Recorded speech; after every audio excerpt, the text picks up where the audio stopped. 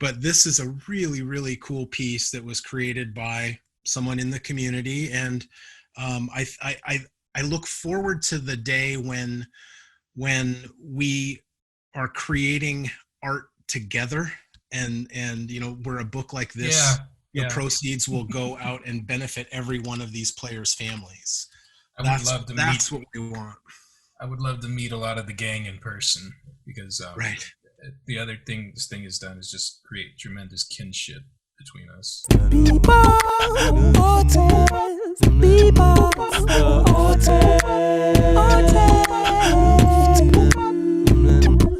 bebop, bebop. All right. So one of the coolest things that happened to me this year was getting an email, and it said there was a virtual show in benefit of the Negro League's Baseball Museum. And it was just inspiring. What was more inspiring was to watch this effort of 100 artists be organized, and that be, from my perception, a very smooth thing. And one of the forces behind that is Tad Richardson, who's here today. How are you doing, sir? Doing really good. Doing really good. It tickles me to hear how much this campaign meant to people this year. It certainly meant a lot to me. I think you've seen enough of me lately or over the last few months to know that I choke up very easily, and and so it's not hard to get tears out of me. But if there's one thing that will really get to me, it's hearing how this campaign has touched so many people. Well, get ready. First of all, I'm going to plug the website. It's been a tongue twister for me, but nlbmart.com. So check that out. Right. You can see all of the artists. We are in round 2 of the show and fundraiser. It goes till December 31st. So we're at the halfway mark here. We need your help to make it the great effort that it's been. So, and then check out Tad.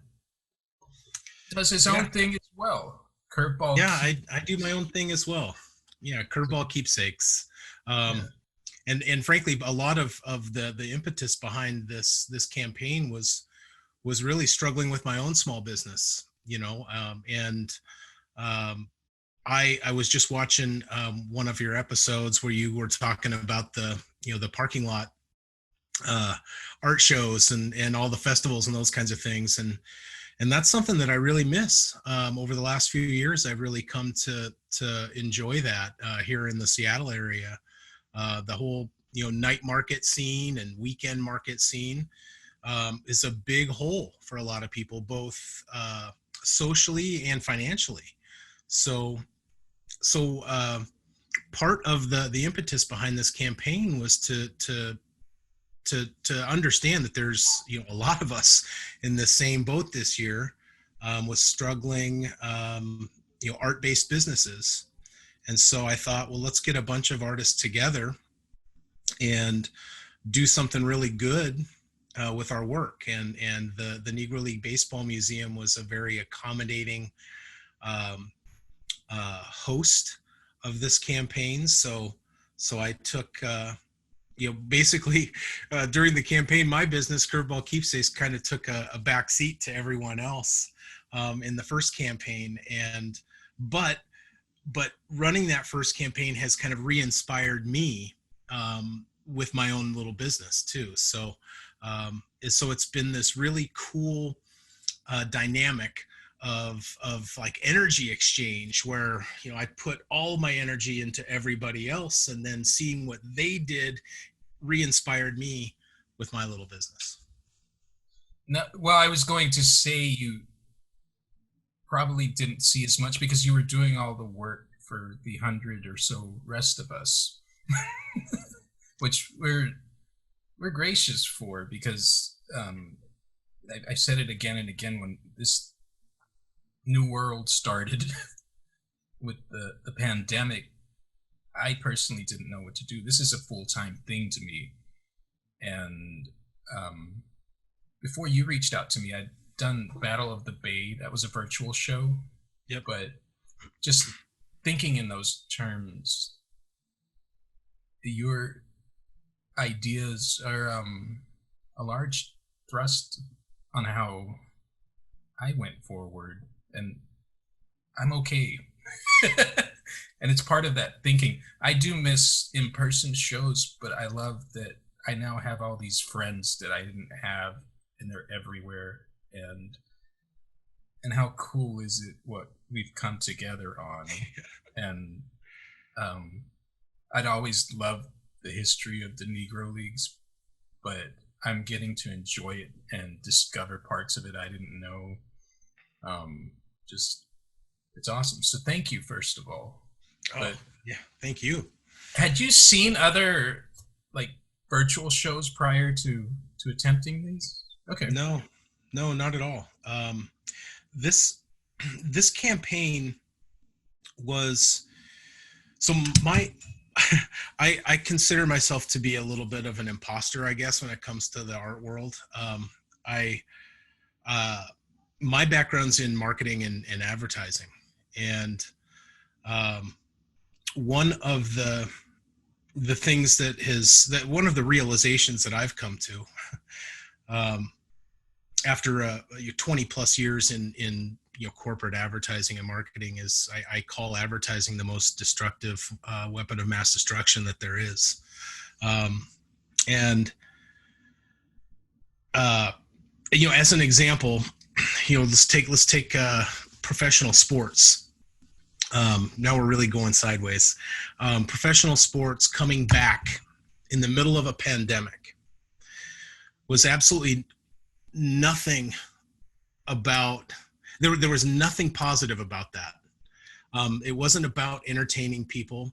It was about tricking people that everything's okay. And if you just look at the advertising that runs during professional sports, you will walk away not believing that we're in the middle of a pandemic. So advertising is really nasty. And what I'm really trying to do is to help corporate advertisers understand that there's a better way. And so what we're really trying to do is to create a platform that benefits multiple groups of people. In this particular case, it benefits small business owners, artists, and the Negro Leagues Baseball Museum. And it's amazing to see what can happen when a group of 102 artists from around the world, seven countries and on 3 continents. It's amazing to see what can happen when that kind of firepower comes together. And what it netted was a donation to the Negro Leagues Baseball Museum of over $25,000 that was raised inside of 1 week. So to see what we're doing on social media, right? 102 people, and this was the first campaign. There's fewer people participating this go round during the holidays, but to see 100 people, 100 artists, makers, small business people, all sharing a similar message, that did create the potential for like over 2 billion impressions. So that means that, something was being said and could have reached up to 2 billion people based on how many followers we have collectively and how many times we posted. We could have organically reached 2 billion people if it weren't for social media algorithms. Yeah. So what we've built here is something that is extremely powerful and extremely attractive to corporate advertisers. So that's what we're really trying to do. Is we're trying to do a lot of different things with this campaign. Frankly, that's just one of them, and that is to direct corporate sponsorship, corporate advertising dollars into areas of need within our communities. I want advertisers to understand that it's not enough to just spend millions of dollars to tell us how great you are. You need to come into our communities and show us. So this campaign is actually modeled after one that I built for Meals on Wheels and piloted over in Spokane, Washington, where we brought together locally owned restaurants and in support of Meals on Wheels. This was a campaign that I piloted last year. And so the model for that campaign, for this campaign, baseball is based in waffles. we called that campaign Waffles for Wheels. I love that. No, I love what I'm hearing about the intention, because just being in it, I feel it, but also just listening. And I've been listening a lot, but Gary Vee's a big one I listen to. Yeah. And have you heard those discussions? Yeah. And it's that same kind of energy. So I'm glad I'm actually a part of it. Yeah. Because it's weird for, when I describe myself, I'm just an artist. I make things, and then I have these ideas, and I believe I'm a podcaster, but it's just, that's part of the process, I think. But yeah. Well, in that regard, I kind of consider myself an artist too. And that's the thing, like in my career, that I've always loved about advertising is that it's really equal parts art and science, and particularly psychology. And so it's always been fascinating to me, and it's always been fun to just put ideas out into the world and see if they work. This being one, frankly. I think it's funny. Like, I'm going to backtrack to you use the word imposter. I feel like an imposter in art, and I guess my existence as an artist is to debunk that idea, that all it takes is, if you want to do this, you do it, you take it. That's art. Right. No apologies necessary. Especially, I remember seeing when we started the last campaign, you put out those candy bars that had the names of like Cool Papa Bell, these Negro League baseball players. Yep. And very artistic. You are an artist. I think those were some of my favorites that came out. Yeah, I like to over the last few years, what I've started. You cut off a little bit there, but that was fun. Those were that was based off of a conversation that my wife and I were having, where we were just talking about the Negro Leaguers and their exploits, and she said, "Where's their candy bar?"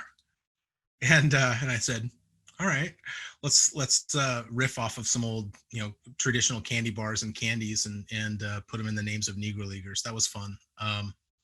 Over the last 5 years or so, really 5 to 6 years, I've been reintroduced to art. It's been something that was part of my life early on as a kid. I loved art. In fact, I'll show you this. I went and pulled this off the wall. This is a picture I drew of Joe DiMaggio. Nice. Black and white pencil? Just pencil. When I was a teenager, and I've never attempted another pencil drawing since. And the reason why is because I was terrified. I was terrified when I got to his face that there's no way in hell I'm going to be able to make this look like Joe DiMaggio. And I distinctly remember just moving my pencil across the paper and then pulling it back and seeing Joe DiMaggio's face and having no idea how it got there. So it was such a terrifying thing for me to get to his face and then to scribble it out and have it work. I thought, okay, I'm going to drop the mic. I'm done. No more of that. That's it. Yeah. So I've been retired as a pencil artist since probably 1986. Well, it's your career, but what you're describing, I feel that every time I go to paint, and I'm still kind of dumbstruck that came out of me. And I don't know if that's like lack of self-esteem or what. But I think more so it's magic, because there's nothing there, and then there is. And Right. that's why this is so addicting. And I have all these pieces, and I've been an artist this long. It's because I never got sick of that high, and this is my drug. Yeah. You are truly inspiring. Like seeing your work. Um, I heard again. I was watching one of the other podcasts or webcasts, and the guy called your work primitive. Yeah. And I'm like, yeah, I love that. I love that. And like this one here, like this is Dwayne Corey. Yeah. When I saw, actually there was that one and that one, your Cool Papa Bell. Oh, These there were you the two, go. these were the two pieces that I saw. In fact, that's Cool Papa Bell too. Um, He's a cool dude. yeah, right. But I saw those two pieces and they just absolutely spoke to me. I remember I reached out and asked you, I'm like, hey, is that Cool Yeah. Papa Bell still there? Yeah. No, And I'm like, I didn't want to wait on it too long, and I bought it, and somebody actually said I was about ready to buy that, so I'm glad I that did. primitive thing. I used to draw. I've always drawn, and I've always fooled around with visual media that way. But then when I was 18, I picked up a camera, and that became my mode of expression.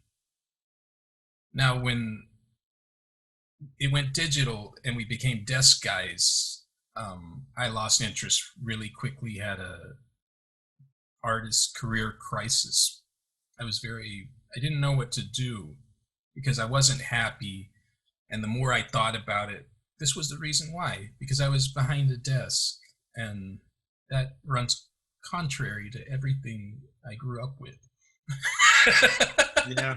I don't want to do that. And so then I've always drawn and everything, but paints, I always saw it as these people at the art store drawing these serene lambs in the fields. And I was like, man, that looks like sitting at a desk.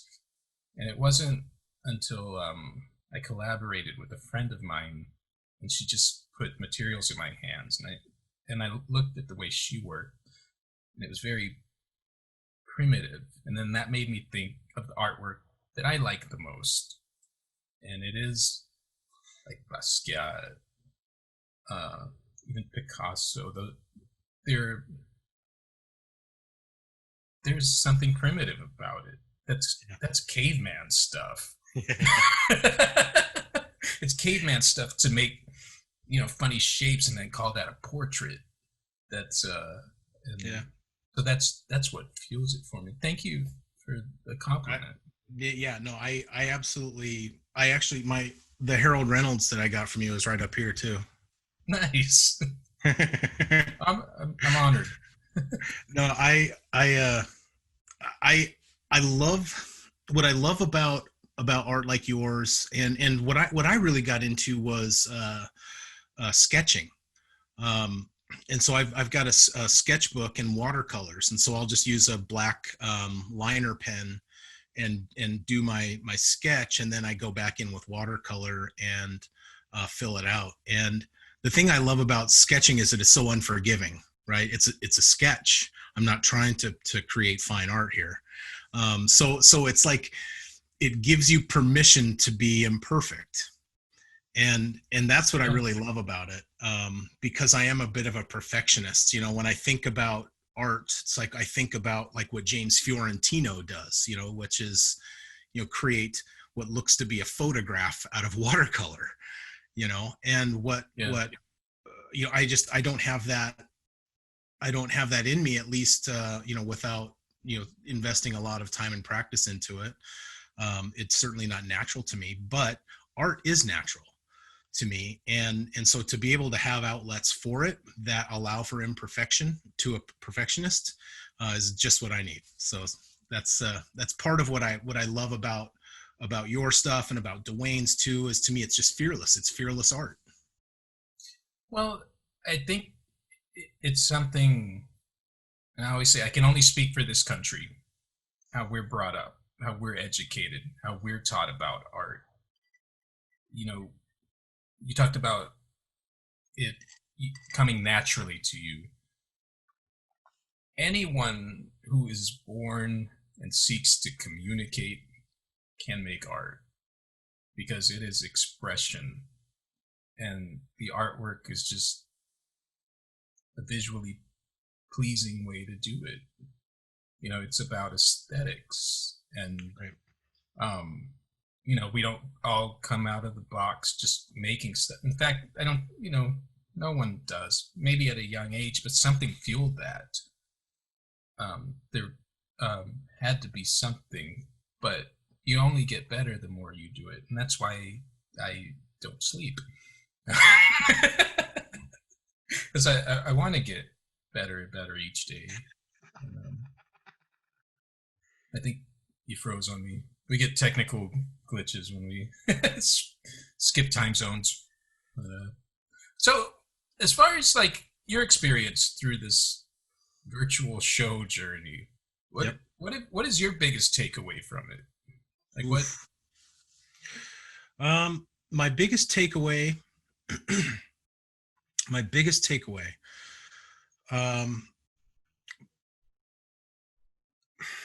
Wow. I probably should have prepared for a question like this one. No. I mean, I know what I want to say, frankly, but there's a little bit of stuff that I can't say, frankly, but I guess my biggest takeaway is just simply the fact that it's so egregious how little attention has been paid to the players and the people behind the Negro Leagues. That's the easy part to understand. What that has kind of created is the more difficult part to understand. And so basically the key takeaway that I've really walked away from the first round was that the only way that this could possibly continue on, the only way that we could keep having this great feeling that we're all enjoying, is if we actually reach out and not just involve, but to build this thing around the families of the ball players from the Negro Leagues. The only way that this could, certainly this first campaign raised red flags to a lot of people, and one of those flags was really simply, from some of the families. Hey, all of this art's being produced in the image of our family member. Where's, and hey, we actually even have a foundation of our own, and we're trying to do some great things for kids in our community. How come some of that money can't be flowing to us? Fair question, right? Yeah. And so that was actually a phone call I wanted to make to you, because for me personally, I make originals. I don't make prints. I don't like hawking the prints myself, but the idea of Josh Gibson taking the portraits I do and having reproduction rights, and that goes to him and that foundation, that'd be awesome. Right. Yeah. Well, you mentioned him. Yeah. The without a doubt the best thing that really is wrapped up in my takeaway, the best thing that happened from the first campaign was being introduced to Sean Gibson, Josh Gibson's great grandson, and the executive director of the Gibson Foundation, and then subsequently the family of Buck Leonard. And we have done now quite a bit. We've actually done more work for those two families since the first campaign than we have for anything else. Personally, I've invested a lot of time with the Buck Leonard Association, helping them rethink their branding. We actually are creating a new logo for them from the community. We crowdsourced a logo from our community. We just reached out to everybody and said, hey, Buck Leonard Association needs a new logo. Who wants to help create? And so we had, I think, 6 or 7 artists submit logo designs for them to consider. And this was bad marketing on my part. After we started that process of logo design, I realized that, geez, they need a website, and really, they need other help with the rest of their branding and messaging and all that kind of stuff. And so we kind of put the cart before the horse by creating a logo for them before we really considered all the other branding stuff, which again, that's just a rookie mistake, bad marketing. But we all have our moments. Yeah, we were very excited to help them out. And so really the key takeaway, going back to the fact that it's the families that, the players themselves suffered an injustice, and that injustice carried through to their families. The families of ex-white ball players are generally doing better than the families of ex-Negro leaguers. And so the other thing that we really kind of discovered is that the association between the families of ex-Negro leaguers is not as tight as I would have maybe thought. So together with these families now, we are looking to build upon what we've already started. We're looking to build out a fully functioning e-commerce marketplace, and do more real marketing work for the families that want it. So this is fun. We really feel like we've just scratched the surface and truly stumbled into something that, I pinch myself every day. I'm like, did I just get off the phone with Josh Gibson's great grandson and then have a Zoom call scheduled with Buck Leonard's, daughter? Like, yeah, that was my day today. Well, there's a question. Did you have any inkling when you came up with this idea and you sent out emails that effect would happen? No. No. Yeah, because I keep seeing, we're all tapped into the emails, and I keep seeing that, and I haven't had a chance to be as active lately, because I'm juggling a lot always, but I am watching, and I'm constantly amazed. Like, I saw the Buck Leonard thing, I saw the Josh Gibson, and that makes me so happy, because the truth is, right now we have 100 artists producing things for this show, and it's 100 voices that weren't speaking as saliently about this important part of our American history and heritage. And I can tell, like, you're navigating through something rough, but the good thing I would say is that dialogue is even there. Yeah. A year ago, 2 years ago, this wouldn't maybe not have even been a concern to those foundations. But suddenly,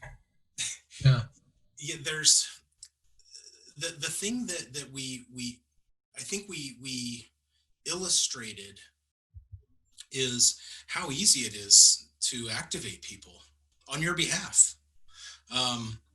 This is the way I put it. So when we think about like this is where it gets exciting, frankly, is thinking about the longer term, and longer term meaning, maybe as soon as the next 6 months. It really depends on funding and cooperation. But if we're able to successfully build out a fully functioning e-commerce marketplace where artists can come in and apply to be part of this community that supports the Negro Leagues and the Negro League stakeholders, meaning the families, institutions, and foundations of the Negro Leagues.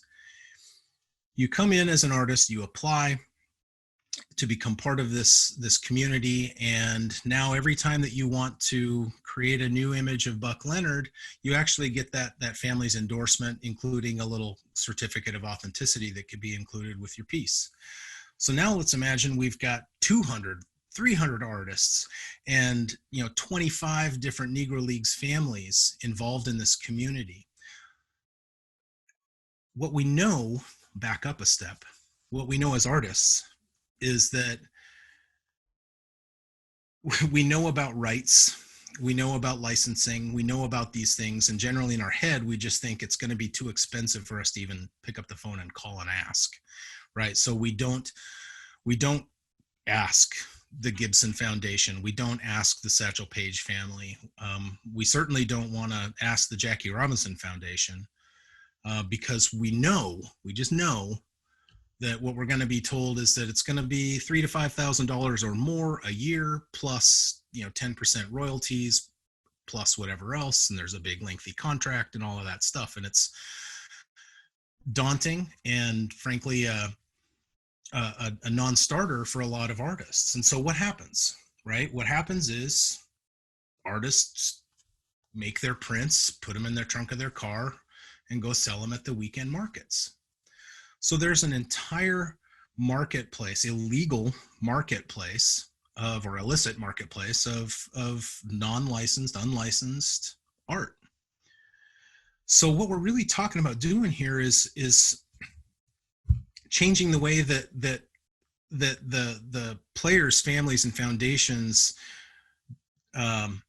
interact with that community, right? So in the past, the players' families, if they want to make market off of the artist, they go sue them, right?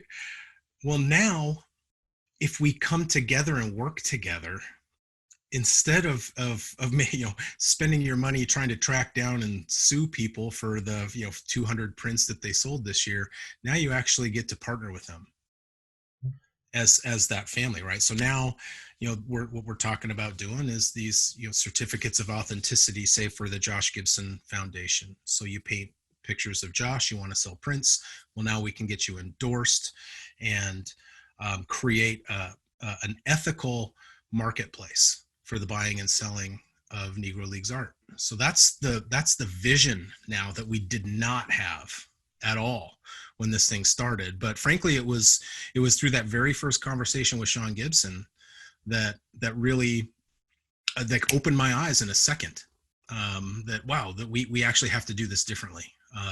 There's the Negro Leagues Museum, baseball museum, does not support. All right, we're having technical difficulties. Financially, or foundations, right? Yeah, you kind of hang up on me too, but okay, yeah. So there's no relationship other than just knowing who each other is between the museum and the families, and so money that goes to the museum is going to stay with the museum. And so it's just important for us to know that everybody's got their own interests and got their own mission and are doing amazing things in their communities. And so that's where the real opportunity comes into play for each of us, right? It's for me individually, for you individually, and for everyone else individually to know that the work that they're doing is supporting these organizations. And what those organizations are doing is actually supporting hundreds of kids every single year. So this work, this little bit, the single work that I'm doing and that you're doing, that everybody else is doing, is actually having an effect on thousands and thousands of kids every year if we keep this thing moving. So that's the thing that gets me excited. Yeah. I think that answers, I was saying what's in the future, but it looks like what's in the future is in dialogue. Yeah. That's awesome to hear. Because I want to see it go on. I don't, especially the idea of just fan art. I guess it was second to last interview was a guy who does wrestling art. Yeah. And I asked him why, Sam Evans, why do you do it? what makes you keep going. And because he lives in Australia where wrestling's not really known, but he watched it, and he's so prolific at it, and it, like, you just see the intensity, the adoration in his work. And he didn't really truly have an answer. I'm like, I think it's just the love of these things. This show especially, I had already been, working in this genre, but this just amplified it. And to see everybody else's work, and to think that just mere excitement as fans, as spectators, can do something bolder. It's cool, because I think when people think about doing good deeds, it's like carrying babies out of a fire. What?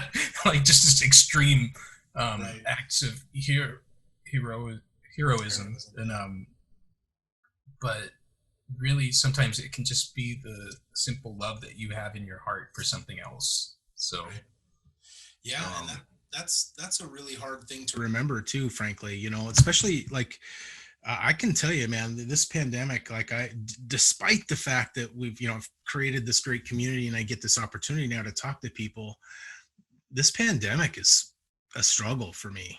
This has been a hard year. I'm a really social person, and so it's been difficult, and it's really easy to lose track of the fact that, that your work is having an effect, especially, when you're just sitting, here at the desk all day, every day, with very little other contact. It's easy to lose track of the fact that this work is helping people. You should start a podcast, because I have felt the same way, but this is my way of being connected. For me, I'm in pretty strict quarantine with my kids, so I have definitely not left the block much. But that's how it's been for us too. We've been really tight, and I am most effective when I'm out working. Ever since I've started being an entrepreneur 5 years ago, 6 years ago, I am most effective when I'm at a coffee shop working. I don't necessarily need to be talking to people, but I get that energy. I just feel the buzz, and it for whatever reason, it just keeps me focused, and I can't do that at home by myself. But the absolute high point of my year was, that period from, September to October, when we were running that first campaign. And then after that, and there was so much effort. I mean, it was, 6 a.m. to 2 a.m. days. And immediately after that, I was dead to the world. I couldn't lift a finger for at least a week. All that energy gone. And then trying to remuster it took some more time. But ultimately, it is you getting more people involved, surrounding yourself with more good energy, certainly helps me put more good energy out. Yeah. Well, so much good has come out of this, but you've especially are actively still empowering artists, because most of us, I think our first conversation, I talked about how you and I are kind of opposites as far as the arts. To me, it was just making. I didn't care if I was broke. I didn't care about this. As long as I was making, I did that just coming out of the box. Right. I've slowed down now because I have 3 kids and thought about the flip side of it. And it's like ships passing in the night or something, as I'm watching you look at the art side of it, coming from corporate marketing and that type of thing. But we all somehow land on our feet, I think. Is the expectation. We might all tumble and fall through. Well, I know, but it's cool. life's journey it's a neat thing. So Yeah, no doubt. And it's definitely made better when there's more of us, headed in the same direction, which feels cool about this campaign. well, I mean, it's a thing. It's a universal thing. We all, in the end, want something good for everyone. That's I don't. People can have different opinions, obviously, different viewpoints, but in the end, it's just about being good people. How we get there is the tricky part, but Right. Yeah. but that Yeah, is that's not for sure. excluded in the art world. It at least that's the way I view it. Like I said, when I started, it was all about just perfecting what this voice I had, and but then it's like, okay, I can do this now. What do I do with it? It's like I have this Right. skill. What's it good for, really? Aside from making the art. So, Yeah. That's a really great thing to ponder. And if there's more people who are pondering that same thing, then I can see how this campaign would be, a point of motivation and activation for people, right? It's like, hey, here's something that I get to apply my art to. I think the major thing, and the reason I make videos and you see my face a lot, it's certainly not that I want to see myself. That horrifies me. But I've noticed that when you do that, you're getting listened to more, and I feel like we all have important things to say. So Yeah. You know, it's actually one of the lessons that I've learned from people in the community. Um, I'm the classic example of a guy who's spent over 20 years in marketing, but for whatever reason just seems to completely fail when I market myself. Um, and and and so one of the things that I've learned from everybody, and yourself honestly included, man, is just to be relentless in the way that you put content out there. And I mean, I see content from you every day, and I think that that's what it takes. It takes putting out good, consumable content often, and I've seen more people successfully doing that in this community than I've ever seen before. Or surrounded myself, I guess, with more people. Not to say that millions of people aren't doing a great job at this, but for whatever reason, I've just never been surrounded by them, and so well, now I've started doing some little videos for my stuff too, and yes, I saw those. I'm seeing the results from that already. Well, it goes back to that thing you were talking about, changing the mold of corporations, how they think, and a lot of it is just being more real, even at the corporate level. Because you add dimension like curveball keepsakes. Even though we're not seeing you, you're adding that human touch to it, and it's Right. like, oh man, this dude's human. And I can see some hands. he's not just pictures, and people respond to that more favorably than you would think. A long time ago I went to one of those free lunch things where they're going to teach you how to there was no such thing. and the guy's like, don't ever put your face on a business card because somebody might not like the way you look. And that was his advice. And this was, the dude that was, buying me lunch and then wanted me to sign up for a course. That stuck with me because my thought was, when I was younger, was if that's somebody's reaction, they're like, man, I don't like his face. I don't want to work with them. Exactly. So I was like, I'm going to put my face on things. If they don't want to work with me, it's okay.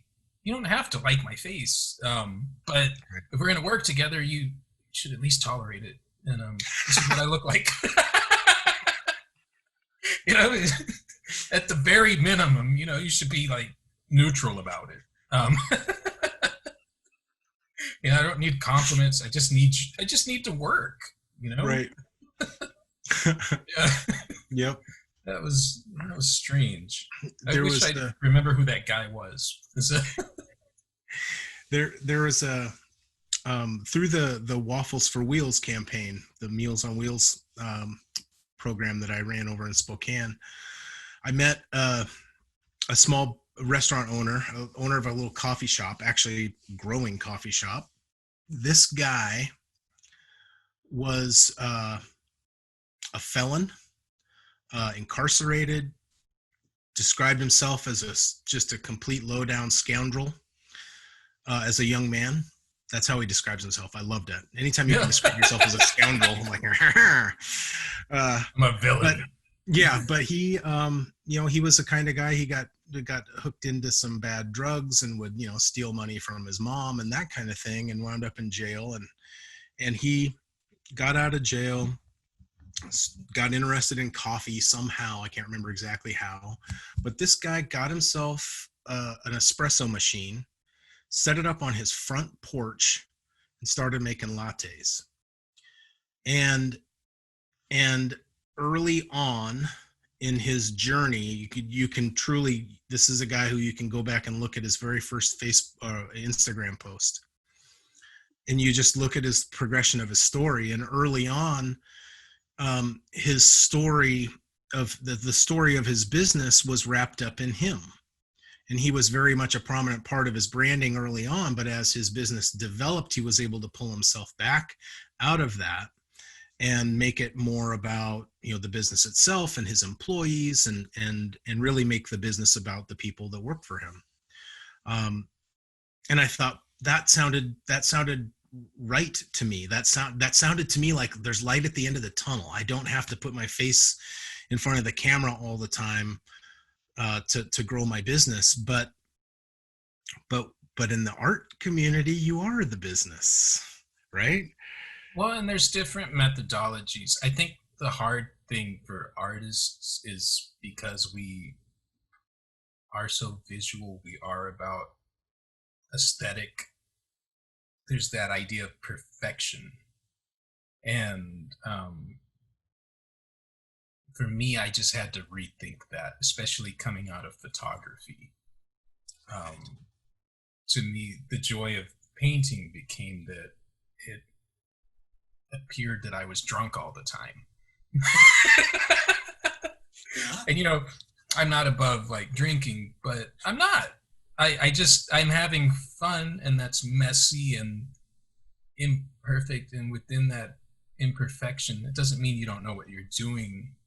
It just means this is your lean, and you have to find your lean. But you also, in terms of putting yourself out there, it does, in this world, in this modern age, where especially this pandemic probably gave rise to many more artists. I would say this will be a renaissance period for the volume. You'd better put something out there. You'd better put your voice out there somehow. It doesn't have to be your mug, but in some way, you should be thinking about being salient if broadening your message is what you're about. Yeah. And that's another thing, you know, art is different things to different people. So That's a really good point. That's a really great point, right? There's so many people, and frankly, that's the most disappointing thing about this year, has been seeing all the people who are, you know, unwilling to make a statement when statements need to be made, you know, who are unwilling to get off the fence, or who are unwilling to just let their opinion be heard about, you know, difficult subjects. And it's disappointing to see. So I wonder, how much art empowers people to actually use their voice, not That just is their medium. what you're saying really hits home because after George Floyd, now my artwork, it's about, I have the pop art side and then I have my side, but there's never really anything political in there. It's just not what I do. But I started off, I made a portrait of George Floyd, and I felt for the first time in my career apprehension just because of the way I was watching other people act. The idea for the first time in my head came to me that, am I going to have a target on my head? I have kids. And it was sad to me that I even had those thoughts. Yeah. And so I made a few pieces in this vein because they were in me, and I wanted to get them out. And I just put them out there, and nothing happened. Nobody came to lynch me, or but that was the vision I had in my head. And I think, when you talk about people not speaking up, I get it. Yeah. Because you have to protect yourself too sometimes. And but it shouldn't be that scary for anybody, especially making art. Yeah. But that's a deep subject right there. There's there's a book that I haven't actually read, but my wife read it and has like schooled me on it. But the book is called White Fragility, and in the book, the topic that fascinated me the most was the topic of white solidarity. And it was that fear of stepping out, the fear of speaking up against something that didn't necessarily, that wasn't yours, I guess. Wasn't your, I don't know. That's a bad way to put it because, frankly, it's not necessarily directly right your struggle. I witnessed this in high school, where I would experience racism,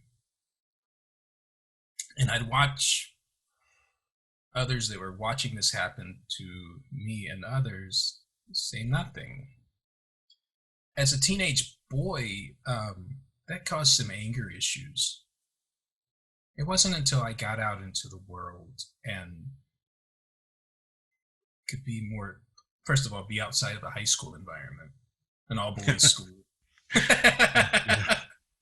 where a lot of us on scholarships and financial aids were from different neighborhoods. It wasn't until I got out of that weird little experiment that I started to kind of get it, because it's exactly what I was feeling when I wanted to make the George Floyd piece. The thing to me, I thought about it in larger terms. I'm like, well, you might lose some clients. I'm like, I don't want those clients. I don't want them. And then I thought, probably no one's going to do anything violent towards you. Probably. Yeah. More than likely not.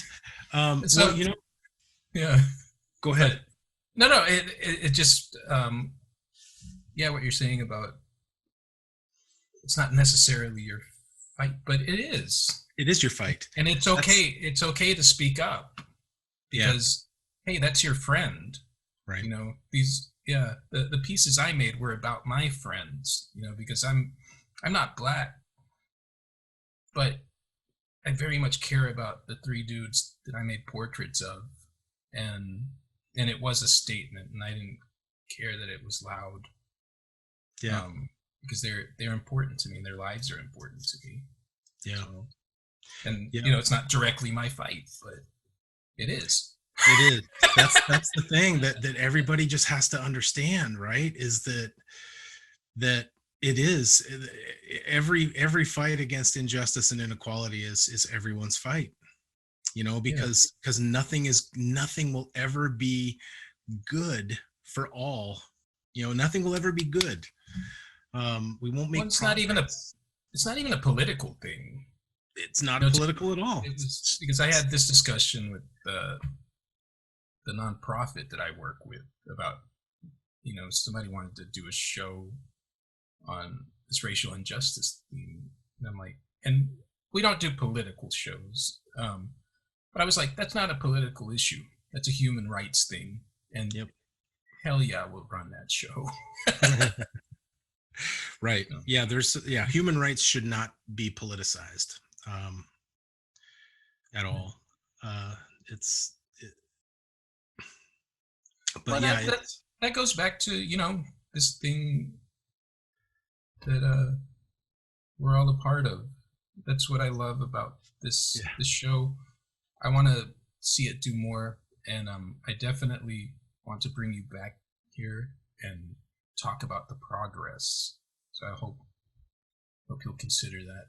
yeah, absolutely. Absolutely. It's going to be, we're going to wrap up the holiday campaign at the end of the year, and we're going to immediately start pushing hard on Josh Gibson for MVP. We want to see Josh Gibson be named um, the Major League Baseball MVP awards named after Josh Gibson. Major League Baseball took the big step. Just actually, it wasn't Major League Baseball; it's the Baseball Writers Association of America who actually votes on those trophies, who voted to remove the name of Kennesaw Mountain Landis. And so, for anyone who doesn't know who that guy is, he was the commissioner of baseball during the segregation period of Major League Baseball, and despite his official statements, by all accounts, was largely responsible for keeping baseball segregated. His name has been on the MVP trophies, I think, since 1940 something. I can't remember exactly what the date is, but a long time. This man's name's been on those Major League Baseball MVP trophies. So there's three names being considered apparently to put on that trophy. One is Branch Rickey, one is Frank Robinson, and the other is Josh Gibson. And so it's been a lot of fun to engage with the Gibson Foundation on this project, and to see our artists be inspired by that new mission. So what we know is that the first part of the year is going to be a lot of Josh Gibson, and then as we move further into the year, we really don't know what to expect. We know that 2022 is going to be the 50th year anniversary of Josh Gibson and Buck Leonard's induction into the Baseball Hall of Fame. So there'll be a Thunder Twins campaign. But I'm really excited to see how this develops, and all of the new faces that are going to come on board to help make it happen. For those of you listening that are listening to all these names and you're spacey-eyed, Google them, because they're Get this. enshrined. This is a book. It's kind of like a mock-up first edition self-published book by Brian Callahan. Look him up on Instagram at HokieCal Art. HokieCal, HokieCal. Okay. Anyway, this book is full of his illustrations with just little snippets of information about each of the players, and this is just fantastic. I actually just bought one of these to send to some the kids of a friend of mine. That's great. But this is a really, really cool piece that was created by someone in the community, and I look forward to the day when we are creating art together, and where a book like this, the proceeds will go out and benefit every one of these players' families. That's what we want. I would love to meet a lot of the gang in person, because right. The other thing this thing has done is just create tremendous kinship between us. So yeah, it has. I've been trading work. It's great. And it feels like I'm a kid again trading baseball cards. Yeah. So, Yeah. so thank you so much for having that idea and including us and Well, if I'm sure you've been but we are all very conscious of this energy we've been brought into. So, well, I want to every opportunity. Like I get a thanks. I mean, this would this if everybody would have said no, we wouldn't be having this conversation, right? And so 102 people said yes, and so that's why we're here. We're not here because of me. We're here because of all those 102 people. Yeah.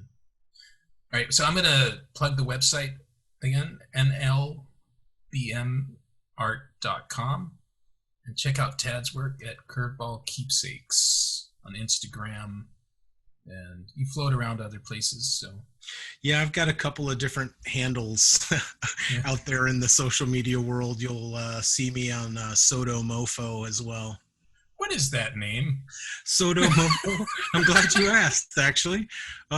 So if you're from the Seattle area, and a Mariners fan, you'll probably know what it means. But years ago, I think it was the slogan that the Mariners moved to after the 95, 96 teams, but they created a slogan called Soto Mojo.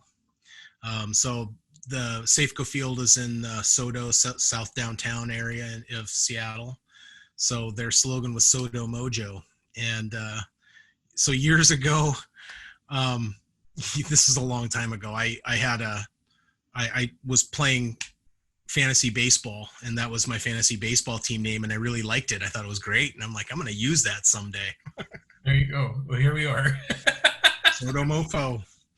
Yeah. All right. Well, thank you, sir. And like I said, hopefully you'll be back. I'm looking forward to it.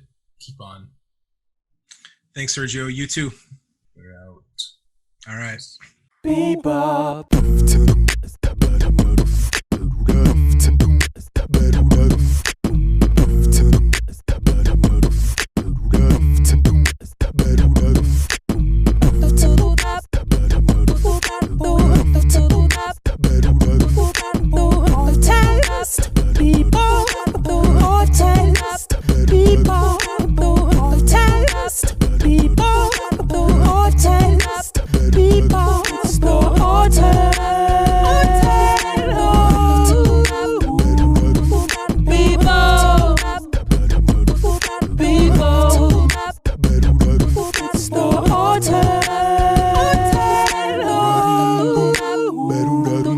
Bebop.